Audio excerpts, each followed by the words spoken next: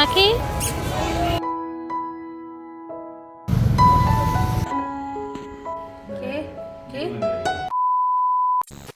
Hello everyone, good morning. কেমন আছো সবাই? আশা করছি তোমরা যে যেখানেই আছো প্রত্যেকেই খুব ভালো আছো। আমিও খুব ভালো আছি। আজ আরও একটি নতুন ব্লগে তোমাদেরকে জানাই অনেক স্বাগত, অনেক অনেক ভালোবাসা। তো আজ হলো সোমবার আর এখন ঘড়িতে সময় হয়েছে গিয়ে সকাল 9টা মতো, আর তোমাদেরকে সাথে নিয়েই ব্লগটা শুরু করছি। তো চলো তোমরা দেখতে থাকো, আশা করছি ভালো লাগবে। তো এদিকে এখন আমার মেয়ের সকালের খাবার রেডি করছি। আর এই যে আজকে সকালে মেয়ের জন্য একটু ফেনা ভাত রান্না করেছি, আর এখন ভাবলাম একটু বাটার দিয়ে খাইয়ে দেব। তো বাটার অনেক দিন খাওয়ানো হয় না, তো ভাবলাম আজকে একটু খাওয়ানো যাক। আর ও তো পেটের প্রবলেম ছিল, তো সেটা ঠিকও হয়ে গেছে, সেই জন্য এখন খাওয়ালেও কোনো সমস্যা হবে না। তো এদিকে খাবারটা রেডি করছি। আর আজকে আমরা তিনজন মিলে একটা জায়গায় যাব। আমি, মামামের বাপি আর মাম্মাম। তো একটা কাজে যাব, তোমাদের সঙ্গে শেয়ার করব, সামনেই জানতে পারবে যে কোথায় যাচ্ছি কি না যাচ্ছি। তো এদিকে দেখো খাবারটা রেডি করে নিয়েছি, আর হাত দিয়ে একটু মেখেও নেব যখন আমি খাওয়াবো। আর খাবার পুরোপুরি আমি রেডি করে নিয়েছি। আর এখন চলো মেয়েকে গিয়ে ঝটাপট করে খাইয়ে দিই। তো আদিশ্রী এদিকে দেখো একা একা চেয়ারে উঠে বসলো। তো খাওয়ার প্রতি তেমন একটা আগ্রহ দেখি না, কিন্তু খাবার দেখলে আসে। তো আমি ডাক দিই যে মাম্মাম এসো খাবার খাবে, এসে খায়, কিন্তু নিচে ধরে যে খাবে সেটা খায় না। তো যাই হোক, এখন মেয়েকে খাইয়ে দিয়ে ওকে আবার স্নান করানো, আবার রেডি করাতে হবে, এই আর কি। আবার আমার পুজোও দিতে হবে। তো এই যে দেখো চলে এসেছি ঠাকুর পুজো দিতে।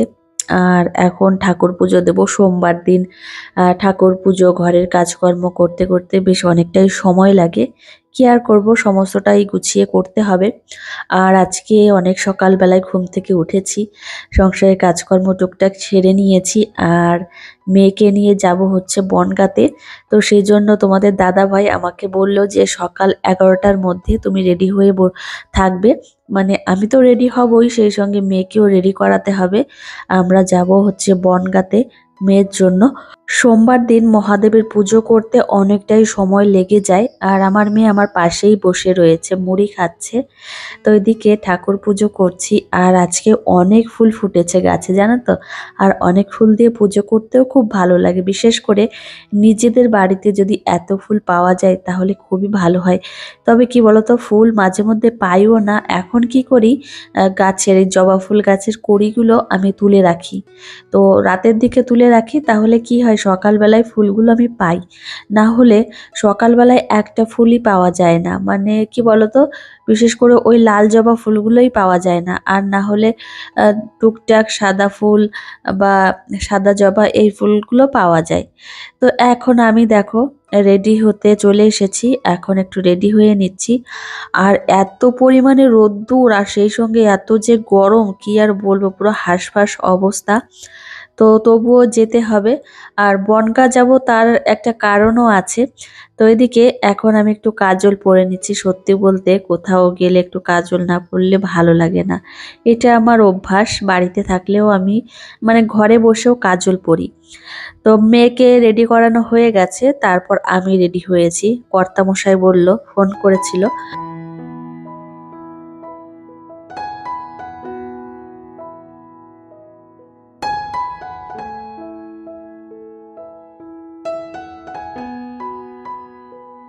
যাই হোক, আমি একদমই রেডি হয়ে গেছি, আর এখন বেরোলেই হয়।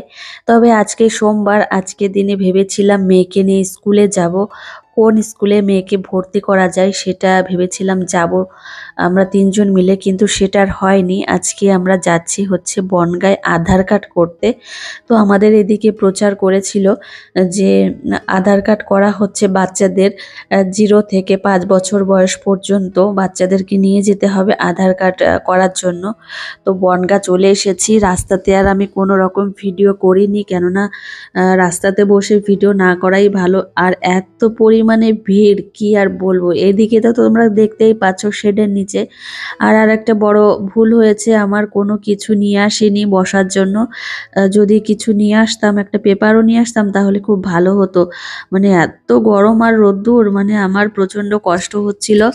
মানে কি বলবো, মানে রোদ্রের মধ্যে এসছি আর প্রচণ্ড গরম। তো এদিকে এত ছোট ছোট বাচ্চাদেরকে নিয়ে এসেছে। আমার মেয়ে তো একটু বড়, কিন্তু এর থেকে অনেক ছোট ছোট বাচ্চাদেরকে নিয়ে এসেছে সব আধার কার্ড করবে জন্য। কিন্তু এত পরিমাণে ভিড় কি বলবো। তো এখনই 12:30 বেজে গেছে, তো আমাদের এখনো নাম লেখানো হয়নি। তো তারপর তোমাদের দাদাভাই চারিদিকটা দেখে এসে বলল কি যে আজকে আর হবে না, এত ভিড়, আবার অনেকে চলেও যাচ্ছে। তো চলো এরপরে যখন আবার আহ, হবে তখন আবার অনেক ভোরবেলা এসে নামটা লিখিয়ে যাব। তো এই বলেছিল। তো তারপরে যে দেখো চলে এসেছি আবার নহাটা বাজারে, এখান থেকে কিছু ফল নিলাম মেয়ের জন্য, মৌসুম্বি নিলাম। তো তারপর বাড়িতে এসে মেয়ের খাবারটা রেডি করলাম। তো আজকে মেয়ের জন্য আমি যে দুপুরবেলায় নিয়েছি সাদা ভাত আর মুগের ডাল আর 2 পিস পাঁপড়। তো এই দিয়েই আমার মেয়েকে খাইয়ে দেব। আর সত্যি দিনটা পুরো বৃথাই চলে গেল। তো ভেবেছিলাম যে স্কুলে যাব মেয়ের, তো সেটা আর হলো না। আর এদিকে আধার কার্ড করব, সেটাও হলো না। তো আজকে দিনটা পুরো একদম, মানে কি বলবো, মাটি হয়ে গেল।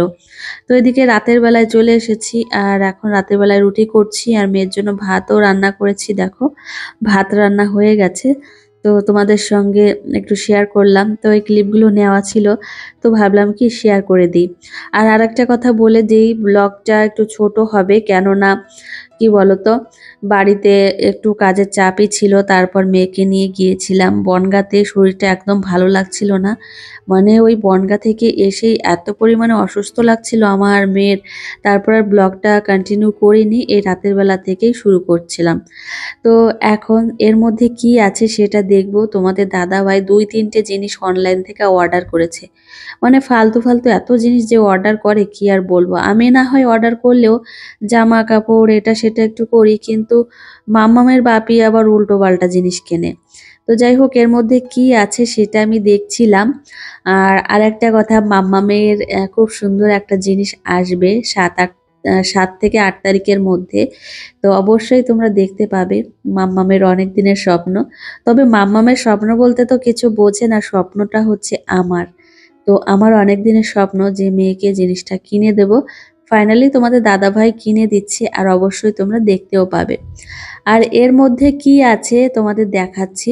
তো বলে দিচ্ছি, এর মধ্যে আছে হচ্ছে পাইপের একটা মুখ। তো এই মুখটা হচ্ছে লাগাবে বাইরের দিকে, যাতে কোনো ব্যাঙ বা আম ইঁদুর, সাপ এই সমস্ত না আসতে পারে। একটু ঢাকন টাইপের, দেখো এই যে এই টাইপের অনলাইন থেকে কিনেছে। তো যাই হোক, এই যে দেখো এখন রাত্রিবেলায় প্রচণ্ড পরিমাণে বৃষ্টি ঝড় হচ্ছে। আর এখন ব্যালকনিতে দাঁড়িয়ে একটু দেখছিলাম। তো চলো বন্ধুরা, আজকের ব্লগটি আর বেশি বড় নয়, তো এখানেই শেষ করব। আর তোমাদের সঙ্গে দেখা হবে পরের একটা মিষ্টি মিষ্টি ব্লগে। ততক্ষণে তোমরা সুস্থ থেকো, সাবধানে থেকো এবং নিজেদের খেয়াল রেখো সব সময়। টাটা বন্ধুরা, গুড নাইট।